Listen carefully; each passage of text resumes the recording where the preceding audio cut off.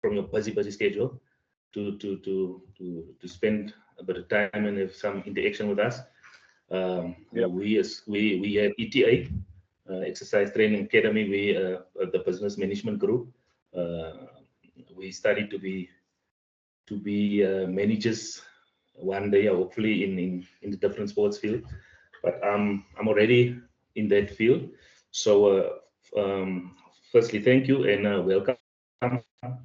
And I just want to introduce my crew next to me. It's four guys, yeah, with me. We've got Jordan here next to me. And next to him is Zian with a red cap. That's Boy Tumelo. And we've got Sean. Hello. He's very excited to see you. Nice to meet you. Oh, wow. Yeah. Thank you. That's humbling. So, Bobs, That's very humbling. Yeah, we're gonna post a few questions to you. Sure. Just some general questions that we need to ask that's in line with our assignment. I will start with one. Now we'll go so randomly. Yeah. I will start with one. Sure. Just quickly, Bobs. Let me just. My question is, can you please tell me in a nutshell about your rugby career, where it started, and who was your mentors way back before you started? That's a very interesting question, because like you don't sort of think about it in a nutshell, right? Because it's a bit of a lifetime and a time and space in your life where you sort of grow and develop as a person. So rugby to me came at the late stage. When I was 12 years old, I started playing rugby. And that was because I went to Dell College, and there was three winter sports. Rugby was one choice and hockey was another. And if you felt that brave, apologies, sorry, it's just this. No problems. Yes. That's the nice thing about sometimes doing it live, because you just have to react to that. Yeah. But yes. But the thing is, if you were brave enough, you could have gone for the cross country, which I thought to myself, winter in the Eastern Cape, wearing shorts and the vest, and you're running shoes and going up mountains was not the ideal way of spending a Saturday, right? The influence in the school in terms of hierarchy and status. So everyone was playing rugby, and I decided that, this is a game that I want to join in. Coincidentally, my father, he grew up in the villages in the Eastern Cape, so Kwanotenga in Alice. Rugby has been played for years and eons. I mean, generations and generations before me. And my dad used to run, he was a chairman of a rugby club in the township.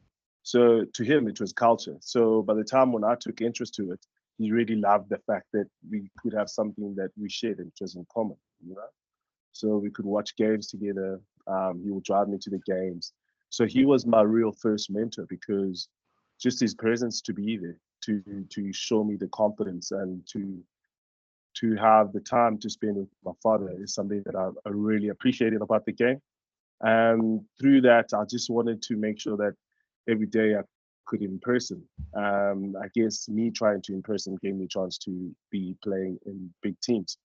And through that, I went for Dell College first side. I was a very young 15-year-old and played for Border, which thrilled him. I mean, for him, seeing me playing for Border was the biggest thing ever. He used to sort of rejoice that, right? And then getting into the SS schools, kept in the SA under 17 side. Those were validations to my talent, to what my capabilities were. And the only thing I wanted to do was just to grow that springbok on my chest bigger, meaning that I wanted to see the next one, right? So the SA under 19 challenge came up. And for me, that was where now we could dream about being professional rugby players, because rugby in South Africa and in the world 28 years ago, it became professional. So being in the Springboks and the 20s and the 19s and the 17s gave me that validation that I've got a chance to play a professional rugby player. So that's how I got inspired. And through that, my very first and the 14 coach, Mr. Kuti, taught me the fundamentals and the basics of the game. And that gave me a very good chance to acquire myself and to be in a space where I can do what I want to do and express my sort of talent. That was one of the first person to teach me about what the game fundamentals was about. And it went on to my first team coach, Mr. Boshoff, who taught me what it means to be effective and to influence a game at a young age. So he was big to me because that's when it was formative ages of becoming a player that could really bring in a difference in the team. Him encouraging me to thrive and to make the mistakes and challenge myself to be better. It went on from there. One of the coaches at Rondebosch who gave me the leadership roles that helped me to make me have more, I guess, self-awareness and to understand emotional EQ of how to treat other people. That sort of helped me and gave me responsibility where now I needed to be accountable of not just performance, but of making sure that the environment was good enough for everyone else to thrive. So he gave me that responsibility, being the leader of the school. And then one of the very fond memories was meeting Peter de Villiers as a coach of SM19, who became one of those coaches who really sort of gave me the encouragement to understand that I am capable. Very, what can I say? Peter is as an interesting individual who shares a lot with people and is a big giver. But what he really does is that he challenges these players mentally to mature enough to take your responsibility and to be aware of whatever actions you put out there. That's what you're going to receive back, right? And he got me to really consider myself to become a professional, which then I got a help between Nick Mallet and Jake White, who been very close to me all my life in terms of rugby. Jake White and Nick Mallet at that time. Nick Mallet was coaching the Springbok side. There was 17 test wins, which became a record in those days. And Jake White he's a technical advisor. So I remember going into the office at Surf and Rugby back in the day at Newlands. Got into the 5th floor, as you do. You just step up and say, "Hey, I'm here." And I walked in, and they told me that you know what was quite nice about it is that they asked me about my ambitions, what I wanted to do, and they were very frank about what was going on. Nick Mallet suggested that if I really wanted to play in the loose forwards, be longer to get into professional game.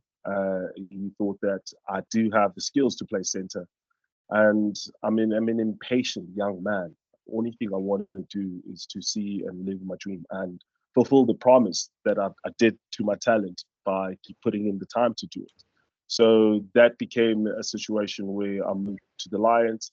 That's when I met you, Rodwell, and everyone here. And I was under the wing of Eugene Ilov, who was huge for me because at the time and the transition was important to have someone who will see the individual for what they are and what they're capable of. Yes, at the beginning, we had to sort of settle into what was this about. It was not about him, it was all about me.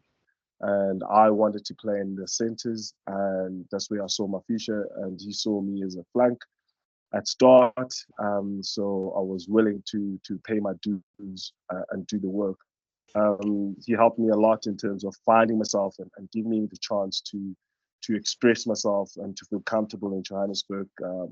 Salt sorting out not just the rugby side of things, more like, um, am I mentally in the right space? Am I happy as a person, as a player? Um, very aware of what was happening to make sure that you can get the best out of the individuals. And we had a very good group. I think out of the group that we had in the under 21 side, it was all there was Springboks. So Yes. that gave us a chance, and we won the Currie Cup that year.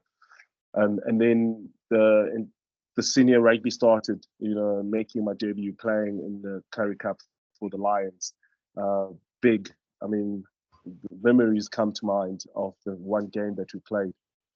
And it was when the Springboks come down from the Tri-Nations those days. And then now it's almost like for everyone, you always feel the domino effect because the Springbok comes back, you get knocked down as a youngster, and then he travels all the way, and then you have to go play with Rodwell. Know what you're talking about. Nothing said. But I remember when Yappie Mulder came down, and to put in perspective, Yappie Mulder tackled John Olome in 1995 Rugby World Cup. Yeah. He was someone that I looked up to. He was someone that, was training, and they didn't drop me, and I was in the team, and I was going to play center with him. And I'm sitting there in awe, and I'm stretching my hamstrings, and I'm looking on his side. I've got a massive smile in my face, I'm thinking to myself, gee, this young guy. And I'm measuring him, and I'm thinking to myself, yes, like, can you imagine this? You know what I mean? I'm being a fan. I'm getting way too excited. So he's looking at me. Yeah, he's looking at me. He's thinking to me. He's thinking, what the hell are you doing? So he asked me, what are you looking at? So I just randomly answered that I was looking at the sun. And that's how much it was, and that's how much it, you know what I mean? I was so in awe. So I remember he was next to Tinus Delpert. So the first game that we played, sometimes you don't know the cultures of how people do things. So he always wanted his second partner to be right next to him. But then he is like this kind of chill dude who becomes very aggressive when it comes to before the game. He gets into that moment, and the warrior rises up on him. And he sort of roars and he pulls me close. He almost separates my shoulder. And he says, we must go, partner. I'm like, oh my goodness. This guy just called me his partner. So I mean, it became something that all of a sudden, if someone like that can trust you, and you can play with them, and a situation where I think in the first minute of that game that we played, he just came back from the Springboks. We were playing against, I think it was like Griffins. It was those days when So he was a big hitter, this number 8. So I think he got hold of Yappie in the first 2 minutes, and Yappie was a bit, I think he was dazed for a few minutes. So I got a lot of ball in that game. And so they just kept on missing him and giving me the ball. And we went on, and I had a great game, and he was trusting on me. So he was happy that the ball could go into my hands. Those are the kind of things that sometimes a mentor doesn't even have to be there in words, but then through his actions and through his presence, you can learn a lot from that, because their stature and their standards that they've set can become something that you can aspire to be and do better, because that's the standard that's been set, right? And there's no words. It's just you being present and observing and learning with your eyes and seeing what is the right habits that create a person or a thing to become what it is. So in that way, I found him as one of those kind of people. Funny enough, coaches in my era, I really was very fond of them, because they were the players that I watched when I was growing up. So Dick Muir was one of those people who came and was one of the first people to teach me how to form shape and playing in the center position, who went on to coach me at the Sharks. I remember playing against Rusty Erasmus against the Cheetahs and the Lions, and giving him that call and saying, I'm coming to the Stormers. And his rugby IQ and his intellect and the way that he sort of understood the pressures that the players were going through, which is part of understanding the individual and what you can gain from the individual, and seeing yourself as a coach who was a player in those positions, and what tendencies and things that tend to happen to challenge you, and how, because you've gone through them, you can help the players solve the problems ahead. So he was that kind of player who challenged the players intellectually. It was interesting for me because his presentations of how the game is were the things that got me interested in understanding and becoming more analytical when I look into the game. And we did so much analysis of other teams, constantly try to innovate things. So in that way, that was quite something that made my rugby career what it is. Those are the people that sort of inspired me. That's how I viewed my rugby career, was a time where I could learn a lot from people by being around them and try to be observant as possible. In a nutshell. That was not a nutshell. Bobs, I'm gonna give over to some of the other guys to ask you a few questions. You know, you got. That's why I asked you the other day. Are you busy writing again? Are you busy with your book? Because you got thousands and thousands of stories. We can sit and talk the whole day, but I don't want to waste your time. No problem. We're going to the next step. I know you can talk a lot. You can. That's why. That's why when they said thought leader, you popped up immediately. I'm going to give over to Sean to just ask you a question. Okay, so hello Bobo, it's Sean here. Hi, how I've you been doing, waiting Sean? a long time to just meet you. I know it's not in person, Nice. but yeah. Thank you. While we're talking about your rugby career now, you mentioned a lot of things that, yeah. So I just wanted to ask, what was your most memorable moment of your rugby career and why? The most Did memorable. you hear me? Yeah. You got that You said one. the most memorable. Yeah, Yes, I heard you, Sean. I heard you, Sean. I've got a few actually. Okay, so Like any other person does, right? I'm the weird one. Uh, the one that comes to mind, the one that comes to mind to me is the time we played on our last season at school, Rondebosch Boys High. So we've got this biggest rivalry against Bishops, which is the diocesan college, which is about a stone throw away from Rondebosch, the school. So we are separated by a park. So this has been going on for years. And that day, which was the last time we were going to play them away from home in our school career.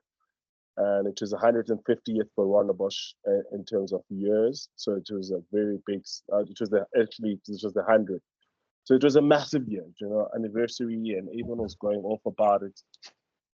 And I was captain. And the one thing that comes to it is that our coach, Mr. King, had to be the referee for the Currie Cup match. So I had to take over and look after the team for that day. And we were playing against our biggest rivals, and everyone was there. I mean, I'm telling you, it's like 10,000 people. Everyone is waiting and sitting on us, and our coach is refereeing a game in Pretoria the night before, so he was flying in. So I remember thinking to myself, I don't want a second team coach to come in here to come and tell us what to do. So getting hold of the boys and bringing them closer to each other and saying, when we meet each other 20 years from now, we're going to look into each other's eyes. No one has to say anything, but we all understand what you did today. And that is a challenge that I set up to their minds, I remember saying after that, what's going to pull us through to this is we're going to walk through the tunnel. Like in those big games, teams, they sprint through that. I said, no, you're going to walk through that tunnel. You're going to look into each other's eyes. You're going to look into the kids who are screaming their lungs up, the grade 8s who are looking at you and thinking you're their heroes. You don't want to let that face down. You don't want to let those people down. And you must take that and use it as part of energy when you're tired. And so we walked through. But halfway through that, I mean, these kids were pushing me, they were kicking me. My team was ready to run through me. So I knew then we already won the game. But what was memorable was a fact, Sean, for me. My mom, it was the first time my mom came to watch me play rugby.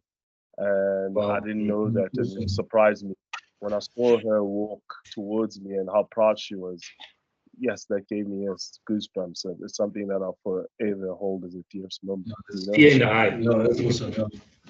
Yeah, so that was quite And obviously, the cool. first time you made a book, And then for sure, I mean, one date that is always going to remain the most memorable day was I think it was the 14th of June 2003 at Ellis Park. I'm sitting on the bench against Scotland, and they raised my number in front of my home crowd. Funny enough, my Springbok number is number 747, which I always say to myself, I'm the Boeing. So they put me out, and I got out there, and to me, like, I think the first play I stole the ball, second play went through a gap, and it felt like a gunshot. It was so loud. I was like, oh my goodness, what a thrill. You know, feeling. what a thrill, what a feeling. I mean, it's still till today. It raises the hair behind my neck, and yeah, those two games, they are dearest to me. They come as a as a memory that I'll always treasure, that rugby gave me. Nice. Okay, we move on to Boiti. Hi. Hi.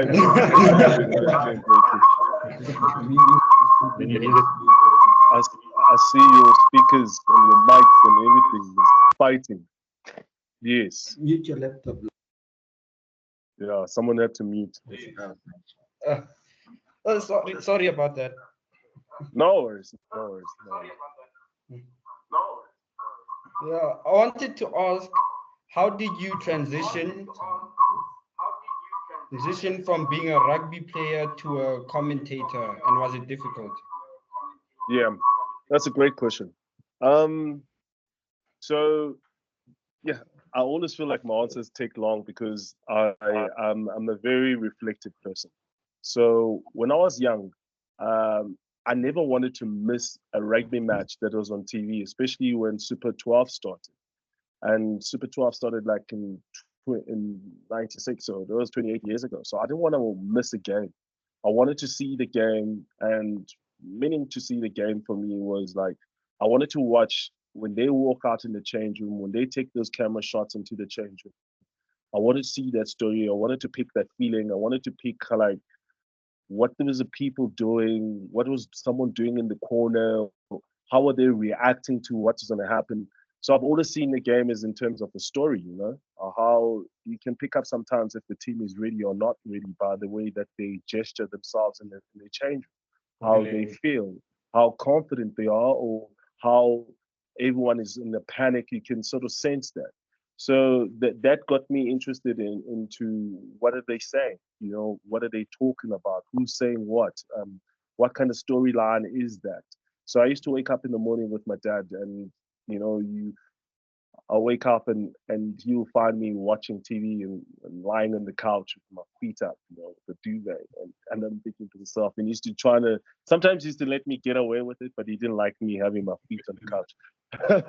But then I had to sell it while I was awake and what was happening. So now I had to sort of get interested into who was playing, what was going to see, what type of game, why is it important for him to see this game, why am I watching it? So me having to sell that game, that's what I'm doing now with the broadcasting. I have to sell the game to the viewers and to the fans of the game and tell them why they have to watch this game and why these players are so good and what is technically good about it. Why am I saying this is good? And that's what I understood from just watching that. And being the curious, inquisitive person that I am, when I got injured before the World Cup in 2003, Mnet came to me and said, "Do I want to do a talk show?" with a comedian and an actress. I put my hand up. I was out of the World Cup. It was going to take a month, and this was going to be a bit of a nice little something challenge to do. So in 2003, I started on television. I enjoyed that, and I thought to myself, why not? After I played, I made sure every time I got a chance to present myself, I came across the way that I wanted to, the way that people can sort of understand and try and simplify what is so sometimes seems as complex, which is the game.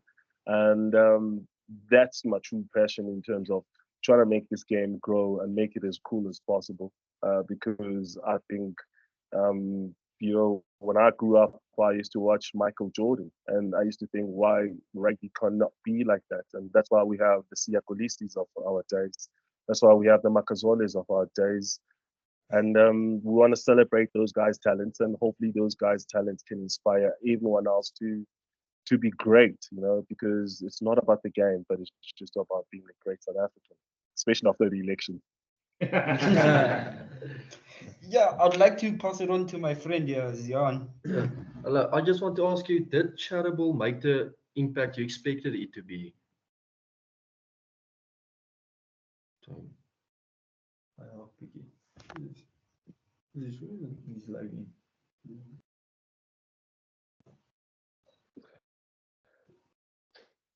Yeah, even when you guys were frozen, but we back. Yeah, so that's how Boise I got into broadcasting. That's why broadcasting for me is a nice space where I can promote the game, and hopefully I'm doing that. And it is the hardest thing because we all come out saying that we know the game, but how do you tell me what happened in the picture within 45 seconds without telling me everything that I don't want to hear? And staying impartial sometimes, sometimes like anyone has got their biases in themselves. You could be either a player or it could be a team or whatever, or you're doing a Springbok game where now you have to think about, is it worth it being critical, or is it a learning time? You know what I mean? Sometimes things don't have to be critical. Sometimes things have to be given solutions. Okay. Yeah, I would like to pass on to my friend here, Zion. John, how you doing? I'm good and you, thank you. Good. My question for you is, did Charitable make the impact you expected it to be? I won't lie. Across the world, yes. Across the world, it created so many, what can I say, diversions. It inspired other people to copy, which is the biggest compliment, right? It shows you what you thought as an idea is something that everyone else sees as an idea, right? It's starting to understand the sort of corporate world that everything has to compete, right? The big ball manufacturers and to small manufacturers is totally different. What I like and what I like about Shareable is the core principles of, if you improve the most vital skill of the game, which is your catching and passing, that gives you a chance to make better decisions. And if you can make better decisions, you'll enjoy the game a bit more, because now you can put yourself in more situations where you can challenge yourself because you're comfortable with your skill set. For that, but for its growth, I think, you see something and you say to yourself, this will help so many. You just hope everyone else could not see it as you trying to be better or trying to make money and open the doors. But that's not how life is, and it's not supposed to be fair. So I'm patiently, constantly trying to imprint it onto people's minds, to give it to the kids, to try and share the skills, to share the insights about it. I think about Shareable, as many as there are those who have copied our ball, it's all easy to have the ball, but it's what you do with it. So what we did was to make it a product, was to create passing seminar with it, where the skills range from a beginner to intermediate to professional, where we can tell you how to pass a ball, starting from ground up all the way to your hips to your shoulders, and to how you can do that. I think like anything, sometimes if it doesn't have the manual, you can't really use it. Okay, yeah. Thanks, Bob. Bob, before I give over to Jordan, I just want to Sure. quickly tell these guys before. Look, now everybody's talking about Sunnyball Williams. You were the Sunnyball Williams in I the think I know days. what you're talking about. You had all those skills. I know what I'm talking about. I mean, so Did you hear that one? so the thing about for me was, yeah, for me the thing, Rod, when it came to passing the ball, because I was watching so much basketball, I used to dream about making sure that I can get the ball and put it through my legs, because if I'm putting the ball through my legs, you as a defender in front of me, you thinking, what the hell is happening? Because you've never seen it before. That means I've done my job. I've drawn and passed. You know what I mean? The ball is going to get into the target it's going to. But for me, I'm having the best of times because I can do this thing. And another thing is, because I wanted to be better every day, I just wanted to go out there and embarrass people. I mean, it was just that's my mindset. You know, I just want to embarrass that person. I just want to be better than everyone that is out there.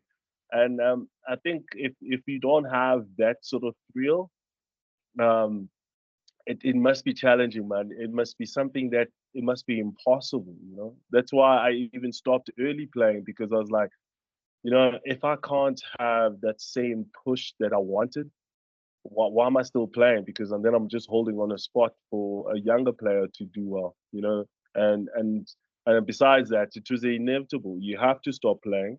And another thing was, I wanted to see the life after sports is longer, but I just wanted to see if these lessons I've learned from the sport will help me, which is kind of weird. You muted. You muted. You muted. You Now I'm going to muted. give over to Jordan for his session, his question. You know I've got a lot of Okay, questions cool. to ask you, but time is against. I'm sure you want to go somewhere. Nah, You busy man. yeah. No, Quickly, no, how many no. times do you still have I'm left for us about? You good? I'm networking. I'm networking. That's good. I know you're working from home also sometimes. Yeah, no, it's cool. Okay, Jordan, you can ask the question to Bobo. Morning, sir. Morning, Jordan. How you doing, pal? My name is Jordan. Yes, Jordan. I'm good. I'm good. Very good. I have a question. So you've Yeah. played in South Africa for like Yeah. a very long time, and Yeah. then there was a point where you decided that you wanted to go and play overseas. Yes. So I want Yeah. to know what made you make that decision, and Sure.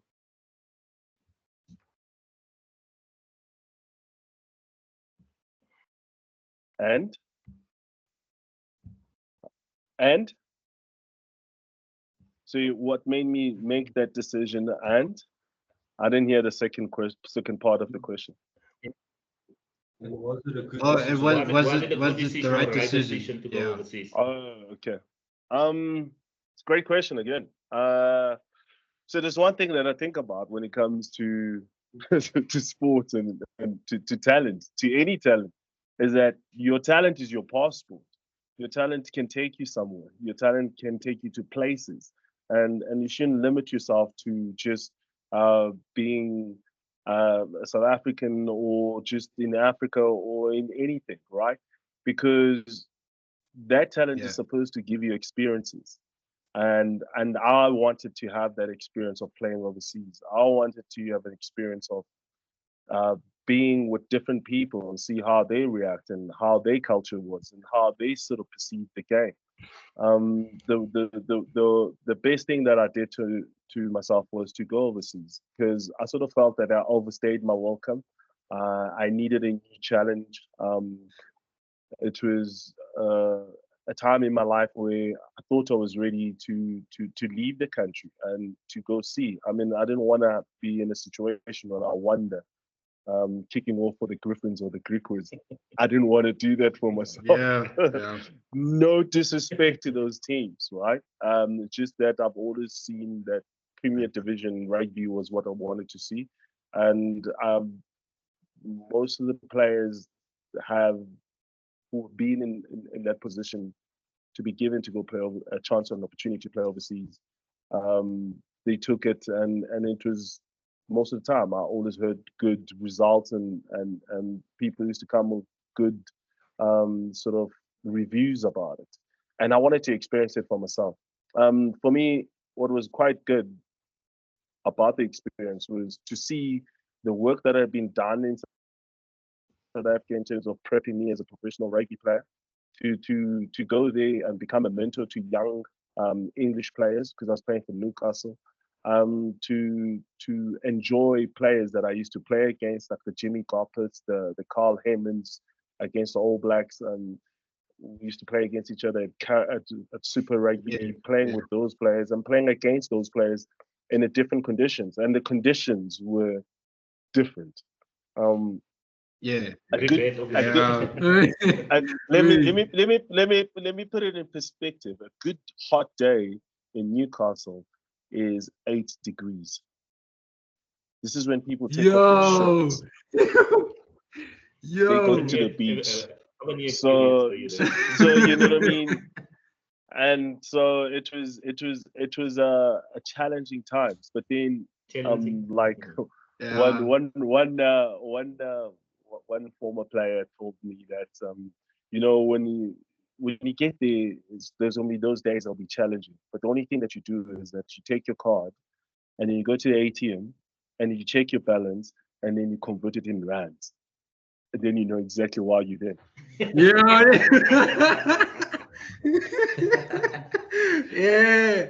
Okay. That pound is heavy. Okay, quick one from me. Thank you. A quick one from me. No I worries. know injuries is part of the game. Yeah. Injuries is part of the game. Injuries curtailed my rugby career early also. You were very devastated at the time when you your prime got injured just before the Rugby World Cup. You know, I know ACL. You know ACL. How did you feel that period when you had that injury right before the? Yeah, you know, it was a time where cheap as I put in the hard work. We went through Camp Stahldrad. We went through. Can you hear me? Can you hear me? Yes, we can hear you now. So for me, that time was like I had put in so much work. That is probably the best physical conditioning and mental space I was in. I was ready to take on the world, you know, and it was at the toughest times of South African rugby, because we had that camp style drought. The Springboks were losing games. We had a team, and we were up against England in to get into the quarterfinals. So, you know, in my head, I'd worked myself into a position that, you know, I'm not going to let this go. You know, it's a massive chance. And to tear my ACL in that warm-up game, you know, a lot went through my head. Yeah, a lot went through my head. But, you know, with all of that happened, there was an unfortunate fortuitous situation where I got invited to go have dinner with Nelson Mandela at his house. And through that injury, I shook the hand that shook the world, you know. And for me, I know sometimes we're supposed to always be thinking about ourselves, but then sometimes it's the route that you have to take. You know, sometimes you just have to accept what the cards you dealt with.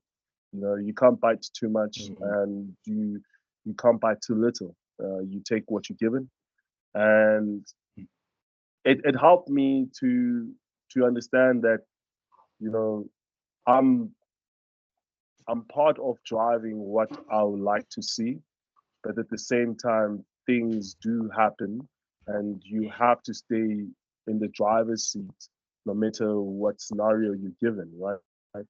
I didn't want to feel sorry for myself because I didn't do that to myself. It happened, right? There was nothing for myself to feel sorry about, besides the fact that now I had a chance to get back and try and see if I can do it again, you know? And I looked at it like, okay, cool. Through that, I became the co-host of a TV show, you know? It launched this side of my life. So you know what I mean? Because of my mindset of that, I can. It's what's happening to me. I mean, I have to live with it. I have to deal with it now. And what is the opportunity that is at hand? I, you know, I finished rugby. I'm so grateful and touching wood. I had no injuries that made me stop playing. I stopped because I wanted to, and because I wanted to see the next part of my life, because I knew that was going to be the longest bit. So for that, I'm grateful. Had another ACL injury straight after that, which made me feel a bit.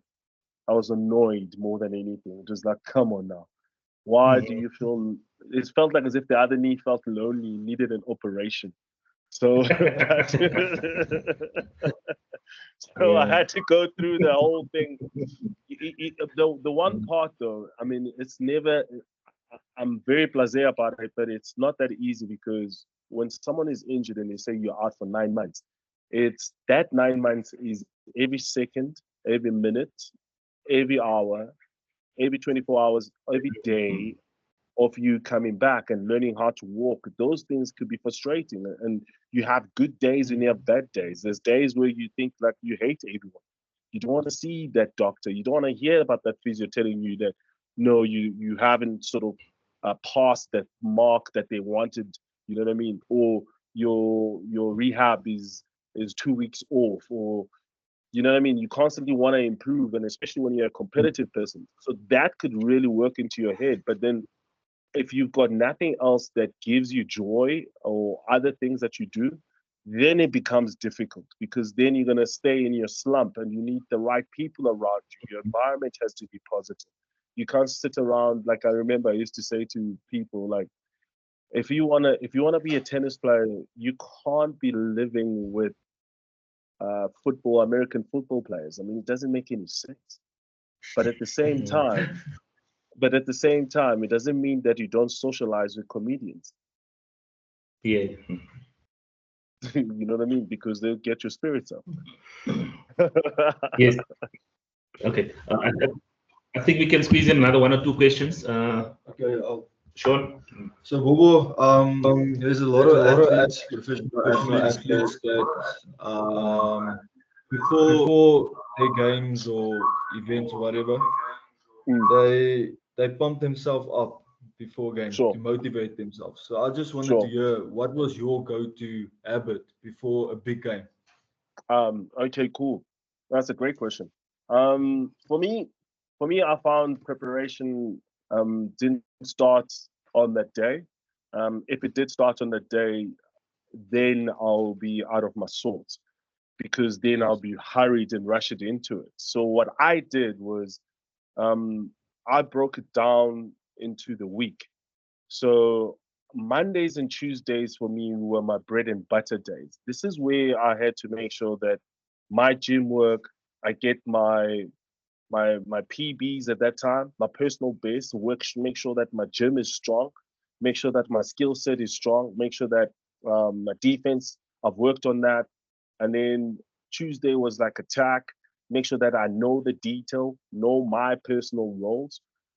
So that after that, I used to have the day off on Wednesdays, right? So maybe Tuesday night, I'm going out with the boys, we have a few beers, and relax, calm down, because you know what? I've put in the work. I know exactly what I need to do on the weekend, so that calms my nerves. Thursday will be our captain's run, so I'll be ready for the captain's run. What I'm doing, I'm playing the game in my head before I go to the captain's run because imagination is part of it. You must see yourself. You mustn't be surprised when it happens in the game because you've been through it so many times in my head that it became part of who I am. It's just a situation, a scenario that I expected and I knew this opportunity was going to give me. And then at the same time, what I tried to do was to make sure that I knew the game plan more than everyone else in the team because if I did that, then I knew where the ball was going, which meant then I can always be in the game. So then I can, when we do those plays, I'll come to a scrum up and be like, yo, you must see there's a bit of an opportunity here, just look out for it. And then I'll be like, when we do that rehearsal again, I'll say, give it to me now. And he'll give it. And I'll say, in the game when I call so that he's familiar with what I'm seeing and what is a possibility in those plays. So by Friday, I know the night before a game, you're so nervous anyway because you're thinking about, you sort of drift between before the game, in the game, everything. So your mind is really playing along and you're trying to see this and you're getting nervous, which gives you anxiety, which is hard to sleep. So I know that it's going to be useless for me to try and sleep. So if I have to stay up the whole night, I'll stay up. Yeah, I don't care. I'm just trying to, I'm comfortable in the way that I've known what I've done throughout the week.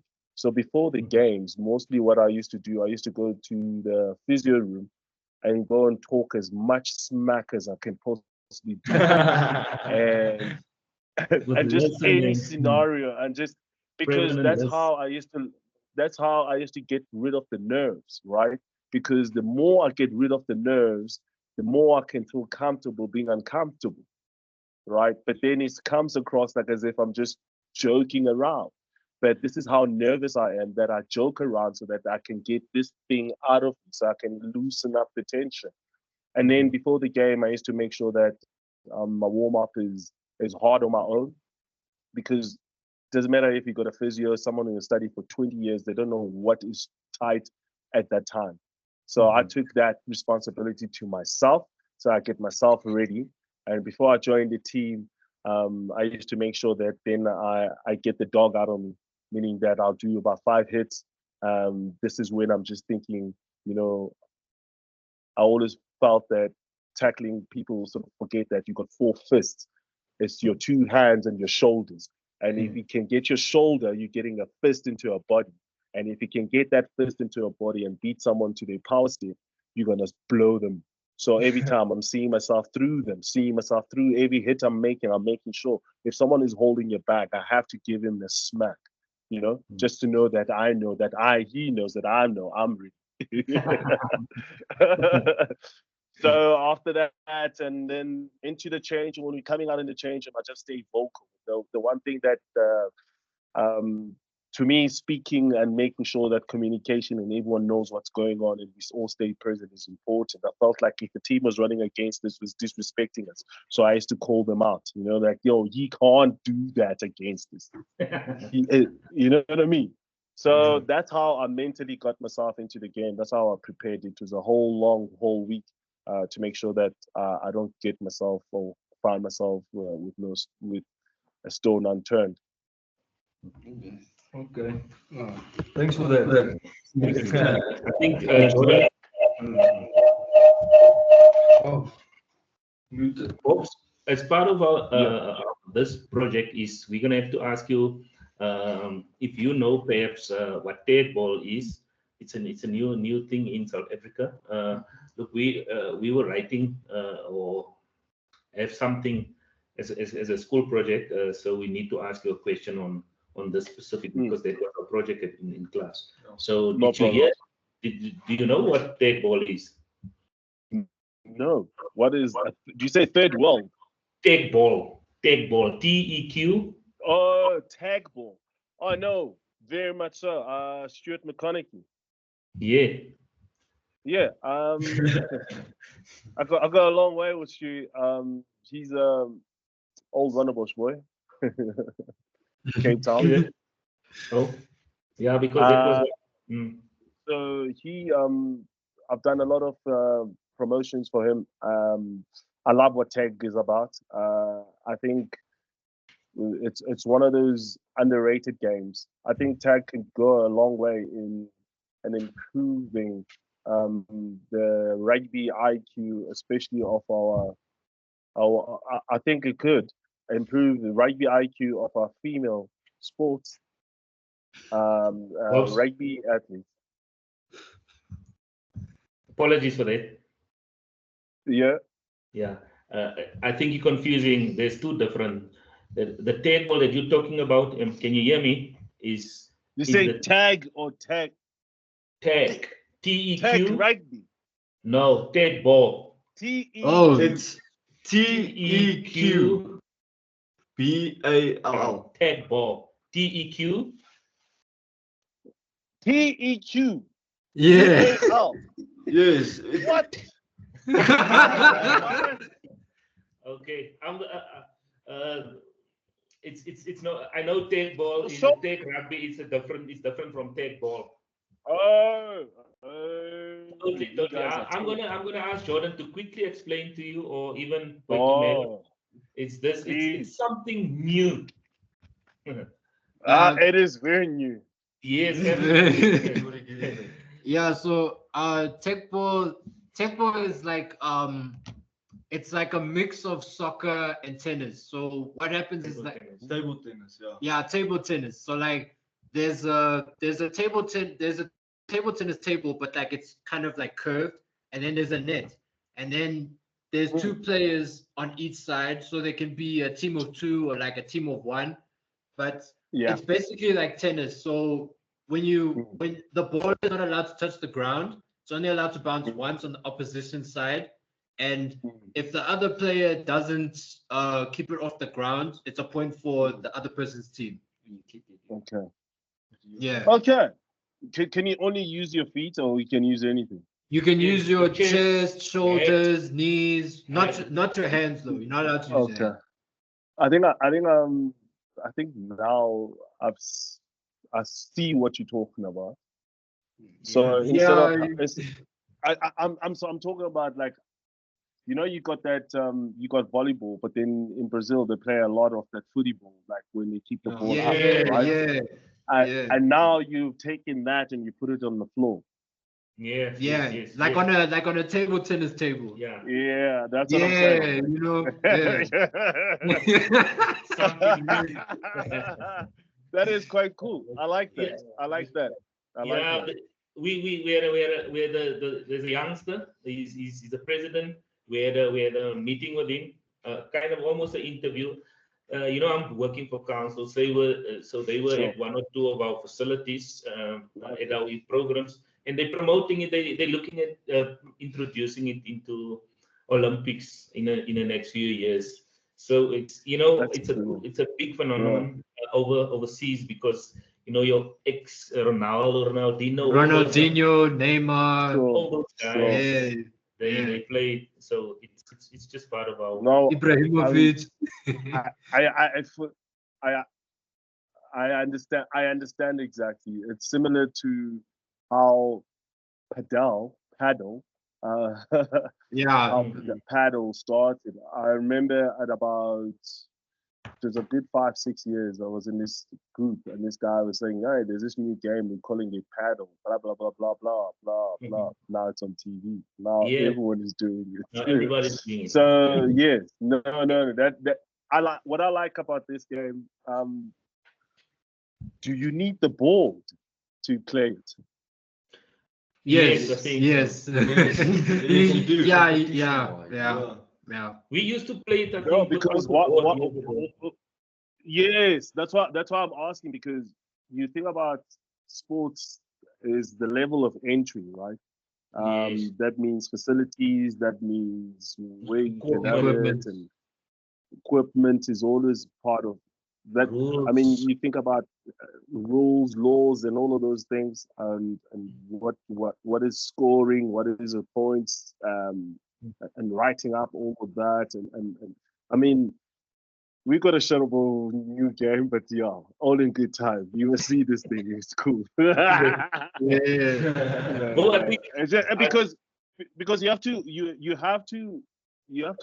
like, you have to constantly innovate, right? I mean, think about playing indoors, and like especially countries like overseas, most of the playing space is indoor. So they have to find a way that they can get people. This is why, what's the soccer, the soccer and the cricket, that cricket, what's that, sports cricket? Yeah. Action sports cricket. Action all of sports, those.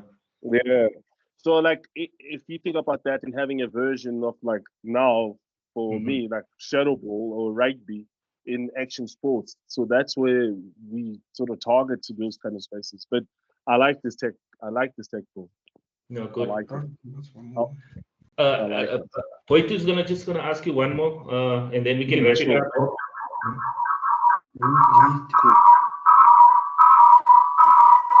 Sounds like there's dogs. Okay, tell Boitu to turn on. He's muted. Yeah. Hello. Yeah, bro. Yeah, I wanted to ask this question. You wrote a book, The Rise of the Dagger, right? Yeah. Yeah. What I wanted to know was what was the inspiration behind it, and did it have anything to do with your personal life or anything? There was another selfish reason. It's up to the whole situation of me trying to be as curious as possible and to open up and be vulnerable. So with a co-writer, what do you want it to do?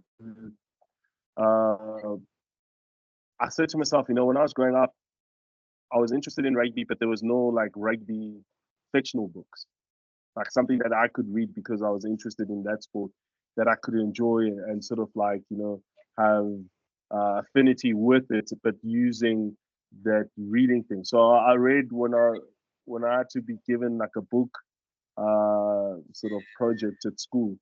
I read this German book called Friend or Foe. And I wish I had The Rise of the Dagger, where I could read about things that I was interested in and I wanted to read about. So that was what the book was about. Stories, not really much towards me, but or anything to my personal life. My story is I think is different to that of Kolisa in the book. But what we tried to do was to create scenarios or stories that I have that must have happened either to someone or part of the industry. So where you can pick up like sort of scenarios of like, oh, I remember this guy, this happened to him. Oh, how do we put that into the story? Because that could actually really do happen, so type of thing. So that is part of just imagination and trying to do storytelling, because I think in that way we can sort of like change the way, the perspective of how people see it. Yeah. Interesting. Yeah, I'm a weird guy. I even have so funny enough, growing up we were in a hip hop group called the Fifth Floor in Cape Town. So we used to be about 11 of us in this hip hop group, and all the MCs rapped, and I do have an album out that we did back in the day. So, that's how you live. You get given a chance to express yourself, and you want to create experiences, because at the end, that's what you can take with you. Okay, lastly from my side, Bob's. There's too many lastlies there. I must be lastly going. No, I just want you to give these guys some advice. They moving. They sports graduate students. Sure. Just advice for them as a parting shot. Just an advice. For me, the most important thing I think you have to understand is no matter what you do is connections.